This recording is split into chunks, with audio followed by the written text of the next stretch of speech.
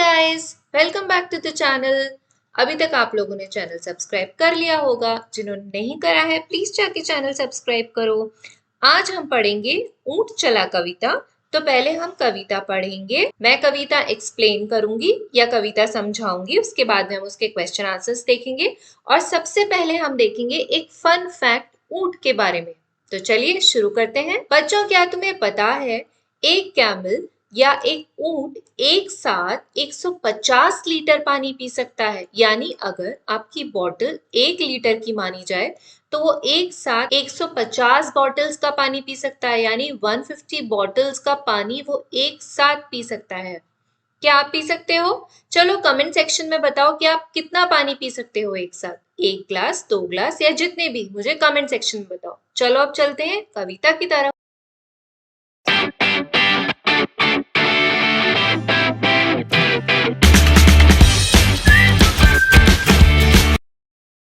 तो हमारी कविता का शीर्षक है ऊंट चला। ऊंट चला भाई ऊंट चला, हिलता डुलता ऊंट चला। ऊंट का क्या मतलब होता है? कैमल। और ये कहाँ पे पाया जाता है? डेजर्ट्स में। ठीक है, जहां पे रेगिस्तान होता है। तो ये बता रहे हैं ऊंट चला भाई ऊंट चला, हिलता डुलता ऊंट चला। हिलता डुलता का मतलब क्या होता है? जब हम चलते हैं तो हमारे लेग्स हिलते हैं, हमारे हैंड्स हिलते हैं।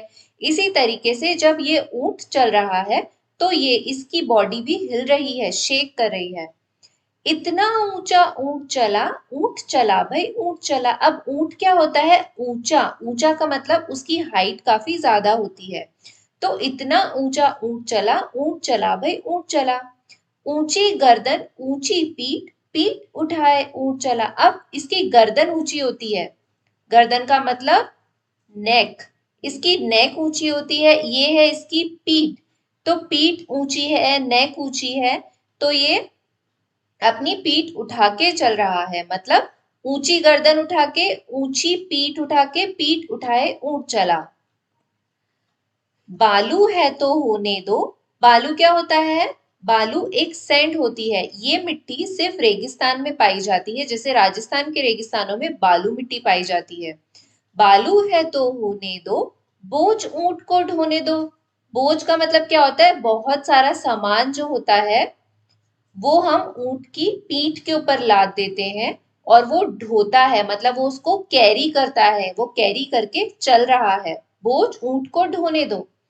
नहीं फंसेगा बालू में, बालू में भी ऊंट चला। अब बालू मिट्टी ऐसी होती है कि जब हम उसके अंदर चलते हैं तो हमारे पैर धंसने लग जाते हैं। पर क्या होता है, ऊंट के जो पैर होते हैं उसके अंदर एक ऐसी चीज होती है जिससे कि वो नहीं फंसता है बालू में भी। मतलब वो धंसता नहीं है, वो चलता जाता है। इसीलिए कहा है नहीं फंसेगा बालू में, बालू में भी ऊंट चला।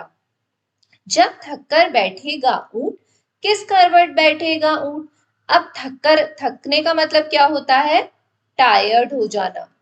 तो जब ऊंट थक जाएगा चल चल के तो वो बैठेगा, मतलब कि सिट करेगा, वो सिट डाउन हो जाएगा। पर वो किस करवट बैठेगा? लेफ्ट बैठेगा, राइट बैठेगा, किस करवट बैठेगा? बता सकेगा कौन भला, ऊंट चला भाई ऊंट चला। ये कौन बता सकता है कि वो कौन सी करवट बैठेगा? वो तो उसके मन पे डिपेंड करता है ना कि वो लेफ्ट बैठेगा या राइट बैठेगा। तो ये कोई नहीं बता सकता कि ऊंट कैसे बैठेगा, सिर्फ ऊंट खुद ही बता सकता है। इसलिए ऊंट चला भाई ऊंट चला। तो ये थी हमारी कविता। अब हम चलते हैं क्वेश्चन आंसर्स की तरफ। झटपट कविता पढ़कर मजा लो। कुछ ऊंट ऊंचा, कुछ पूंछ ऊंची, कुछ ऊंचे ऊंट की पीठ ऊंची। अब ऊंट की हाइट बहुत ज्यादा होती है। देखो ऊंट कितना लंबा है, और ये लंबा है इसलिए इसकी पूंछ भी लंबी है। देखो कितनी लंबी मतलब कि कितनी ऊंची पूंछ है जमीन से, मतलब कि फ्लोर से पूंछ कितनी ऊंची है इसकी। और ये इसकी पीठ जो है ये भी ऊंची है क्योंकि इसकी हाइट ज्यादा है। तो कुछ ऊंट ऊंचा, कुछ पूंछ ऊंची, कुछ ऊंचे ऊंट की पीठ ऊंची। अब जल्दी जल्दी बोलकर देखो। जीभ लड़खड़ा गई ना, क्योंकि तुम तेज तेजी से नहीं बोल सकते हो। जैसे कुछ ऊंट ऊंचा, कुछ पूंछ ऊंची, कुछ ऊंचे ऊंट की पीठ ऊंची, कुछ। अब मेरी जीभ भी लड़खड़ा गई ना। अच्छा ठीक है, एक एक्सरसाइज करते हैं। तुम ये बोलना और मुझे कमेंट सेक्शन में लिख के बताना कि कितने बच्चों ने ठीक बोला। कैसी लगी कविता? अब इस कविता को अपने मन से नाम दो। ऊपर दी गई जगह में लिख भी दो। अब इसको मैं क्या नाम दूं? तो मैं सोच रही हूं इसको नाम देती हूं ऊंचे ऊंट की पीठ। ठीक है, तुम जो तुम्हारा मन है तुम उसको नाम दे सकते हो। रेगिस्तान। ऊंट रेगिस्तान में ज्यादा मिलते हैं। नीचे दो चित्र बने हैं, सही जगह पर ऊंट का चित्र बनाओ। अब रेगिस्तान क्या होता है? डेजर्ट एरिया, जहां पे बहुत सारी मिट्टी होती है। तो वो कहाँ है? यहाँ है। तो ये है डेजर्ट। तो यहाँ पे बहुत सारा डेजर्ट एरिया है, बहुत सारी मिट्टी है। तो तुम यहाँ पे ऊंट का चित्र बनाना। बालू या रेत कहाँ कहाँ पर मिलती है? बालू या रेत हमेशा रेगिस्तान में ही मिलती है। रेगिस्तान में, या उसको इंग्लिश में हम कहते हैं डेजर्ट। वहां पर ऐसी रेत होती है, बिल्कुल साफ रेत होती है, और वहां पे बर्फीले रेत के तूफान आते हैं। रेत के तूफान। हिलता डुलता ऊंट चला, इतना ऊंचा ऊंट चला। अब बताओ, ऊंट कितना ऊंचा है? तुम्हारी कक्षा की दीवार जितना, हाथी जितना, बिजली के खंभे जितना, या कितना? तो तुम्हारी कक्षा की दीवार तो बहुत बड़ी हो जाएगी, इसलिए मैं कर देती हूं विद्यालय के दरवाजे जितना। ठीक है। हाथी कितना मोटा होता है? तुम्हारी माँ के संदूक जितना, ऊंट जितना, पहाड़ जितना, या कितना? तो माँ के संदूक जितना। चींटी कितनी छोटी होती है? चीनी के दाने जितनी, चावल के दाने जितनी, इलायची के दाने जितनी, या कितनी? तो चीनी के दाने जितनी। अब ये नेक्स्ट क्वेश्चन है, कुछ ऊंचा कुछ नीचा। ऊंट से ऊंची चीजों के नाम पर गोला लगाओ। बछिया। क्या बछिया ऊंट से ऊंची होती है? बछिया मतलब गाय का बच्चा जो होता है। गाय का बच्चा जो होता है वो ऊंट से छोटा होता है ना, तो ये ऊंट से ऊंची नहीं है। बिजली का खंबा। हाँ, बिजली का खंबा, गोला लगा देती हूँ। हाँ, बिजली का खंबा ऊंट से ऊंचा होता है। आम का पेड़। हाँ, आम का पेड़ भी ऊंट से ऊंचा होता है। तुम्हारी कक्षा की छत। हाँ, हमारी कक्षा की छत भी ऊंट से ऊंची है। हाथी। नहीं, हाथी ऊंट से लंबा नहीं होता। ऊंट हाथी से लंबा होता है या ऊंचा होता है। ऊंट के नीचे से क्या क्या निकल सकता है? ऊंट के नीचे से निकल सकता है चूहा, बिल्ली, गिलहरी, कुत्ता। ये सब ऊंट के नीचे से निकल सकते हैं क्योंकि ऊंट बहुत ऊंचा होता है। किन किन चीजों की मदद से ऊंट पर चढ़ोगे? तो क्योंकि ऊंट बहुत ऊंचा होता है तो हम वैसे तो ऊंट पे चढ़ नहीं सकते, तो हम किसी सीढ़ी की मदद से चढ़ सकते हैं। मैं लिख देती हूँ यहाँ पे, सीढ़ी की मदद से, या किसी ऊंची जगह पर जाकर हम उस पे चढ़ सकते हैं, या किसी आदमी के कंधे पर बैठकर भी हम उस पर चढ़ सकते हैं। फिर है सफर का सामान। ऊंची गर्दन ऊंची पीठ, पीठ उठाए ऊंट चला।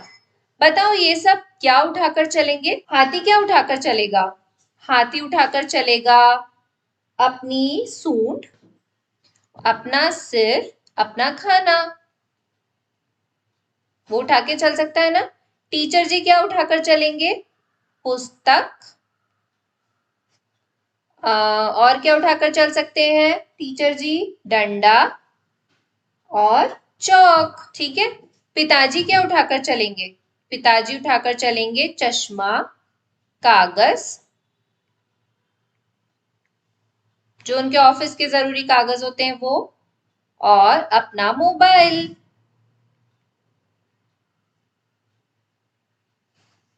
शेर क्या उठाकर चलेगा?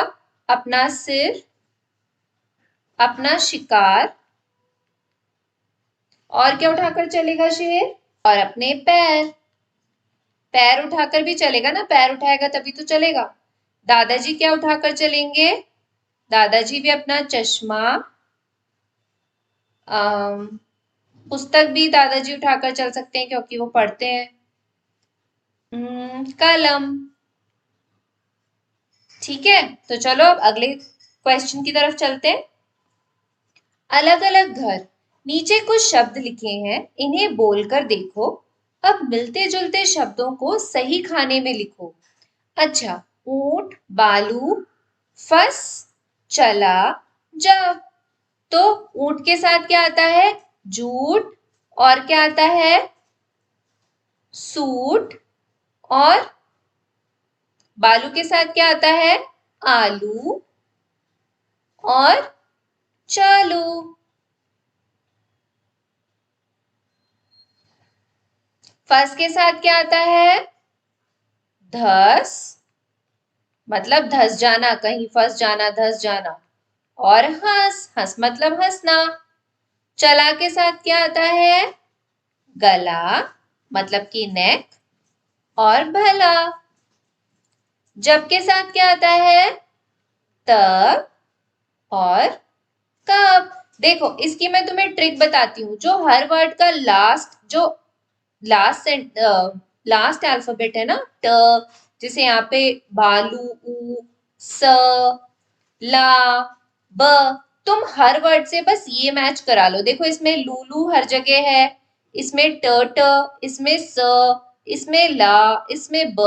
तो तुम जब ये आइडेंटिफाई करोगे ना, तो तुम्हें सॉर्ट करना इजी हो जाएगा। ऐसे ही और शब्द सोच कर लिखो। अब तुम ऐसे शब्द ही और सोच कर लिख सकते हो आगे। भालू, बोझ, ऐसे। अब आता है अक्षर की बात। कविता में ब से शुरू होने वाले शब्द कौन कौन से हैं, उनके नीचे रेखा खींचो। तो ब से कौन कौन से शब्द शुरू हुए थे? बालू, बालू क्या थी? मिट्टी। बोझ, बोझ क्या था? जो सामान ढोकर चल रहा था। बैठेगा, मतलब सिट, सिट डाउन, बैठेगा। और क्या था? बता, मतलब कि किसी से कुछ पूछते हैं ना, तो वो बता। तुम्हारा नाम किस अक्षर से शुरू होता है? उस अक्षर से 4 शब्द और लिखो। तो वी से और क्या शब्द शुरू होते हैं? वेदिका, वेद, वन। ठीक है, ऐसे तुम्हारे नाम से जो 4 शब्द शुरू होते हैं वो लिख दो। और वृक्ष। ठीक है। अब बालू है तो होने दो, बोझ ऊंट को ढोने दो। बहुत से जानवरों को बोझा ढोने के लिए इस्तेमाल किया जाता है। क्या तुम्हें यह ठीक लगता है? और क्यों?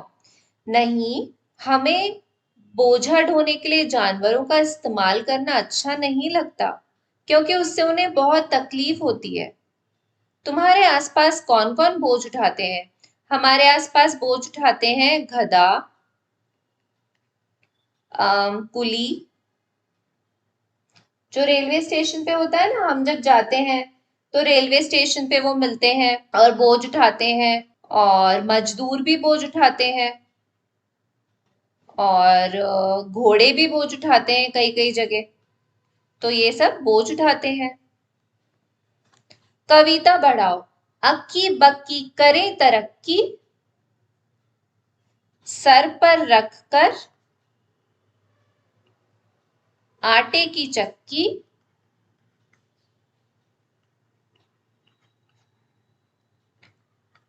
करना ना तुम धक्का मुक्की। कितनी अच्छी कविता बन गई। ऐसे तुम भी बना सकते हो। कितने ऊंट, इस कविता में कुल कितनी बार ऊंट शब्द आया है, बिना देखे बताओ। तो अब मैं तुम्हें याद दिलाऊं कितनी बार आया है। देखो, हमारी कविता में कुल 13 बार ऊंट शब्द का प्रयोग किया गया है। 13 बार आया है। ठीक है। नीचे चित्र में कितने ऊंट छिपे हैं, ध्यान से देखकर बताओ। तो ये सब तुम काउंट करना और फिर बताना कि तुम काउंट कर पाए या नहीं। मुझे कमेंट सेक्शन में आंसर देना। वैसे इसमें 72 है। ठीक है, 72। चलो बच्चों, ये थी हमारी ऊंट की कविता, जिसका नाम था ऊंट चला। अब मैं मिलती हूँ अगले वीडियो में एक नेक्स्ट लेसन के साथ में, एक फन फैक्ट के साथ में। तो प्लीज सब्सक्राइब कीजिए चैनल को और देखते रहिए। मिलती हूँ आपसे अपने अगले वीडियो में। Till then bye.